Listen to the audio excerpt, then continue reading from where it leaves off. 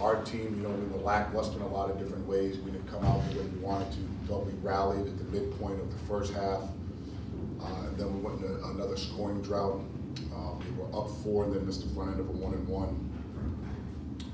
This year's been very, very different for me. It's one of the hardest years to try to put our figure on who are we. And it's just one of those years you gotta just try to hang in there, get on to the next game, keep our players motivated, and now, I'm not gonna say motivated, that's the wrong word to use.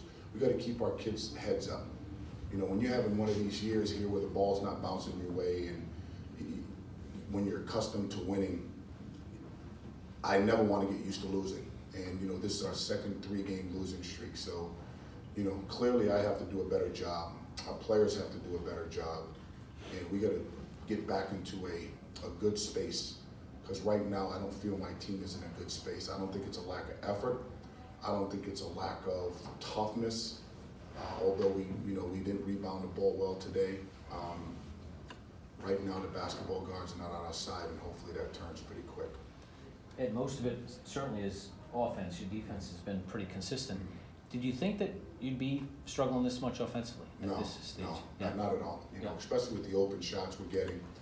Although I thought putting AJ back out there that early, I felt him rushing. You know, he was anxious.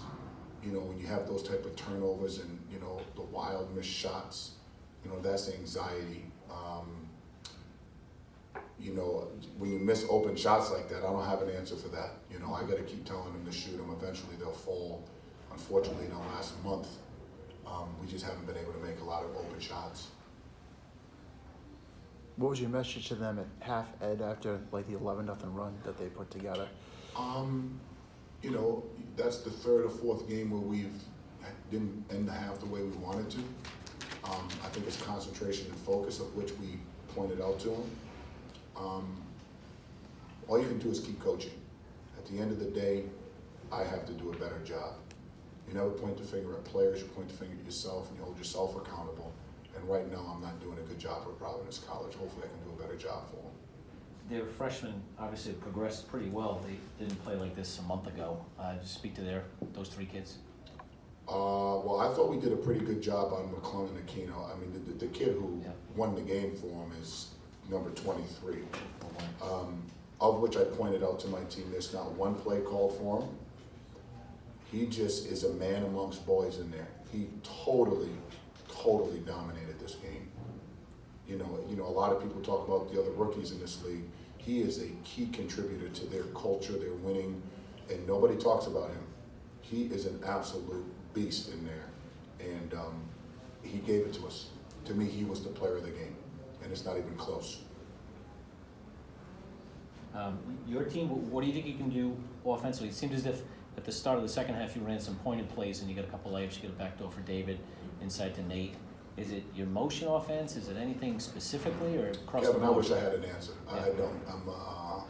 Right now I feel our guys are frustrated offense because they're missing so many easy shots. I still like what we're running offensively. We just can't make an open shot. If we were any more open, you know, I don't have an answer, really. I mean, normally I have a lot to say. I'm just speechless on our inability to make open shots, and hopefully they'll continue to, you know, they'll fall. I mean, we have 2 brutal road games coming up. You know, at St. John's, who's playing really well, at Villanova, who's in a dogfight right now with Creighton. Something will pop for us. You know, it's frustrating. It hurts. Losing sucks. But when you're the leader and accountability is to be had, you gotta keep yourself in a good space and make sure that you continue to coach your guys with emotion, with love, with passion, and that's what we'll do as a staff. We can't change what just happened. We can't. You know, it is what it is. Sucks for everybody, our fans, our families, but it's not the end of the world. It's not the end of the days. We just got to try to figure it out. I think AJ logged 19 minutes, the most he's played since he's come back. Is that a sign that his conditioning is starting to come up to speed? It is. It is. We're doing a lot with him, you know, in practice. We're taking him out a lot of physical drills, but definitely keeping him a lot of our running drills. We got to try to get his rhythm, his conditioning back. And again, I've never played 11, 12 guys ever. And right now, that's a sign of we're still searching.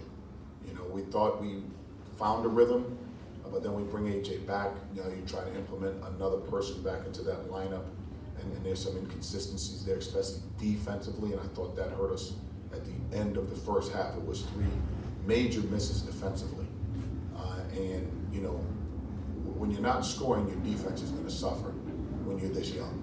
You know, His foot has responded well? his foot has responded well. I think our medical staff has done a really good job monitoring that. And we didn't want to rush him back. We always want to protect our student athletes. As much as we want them out there as coaches, we got to do what's right for them. Any more questions? Thanks. Thanks.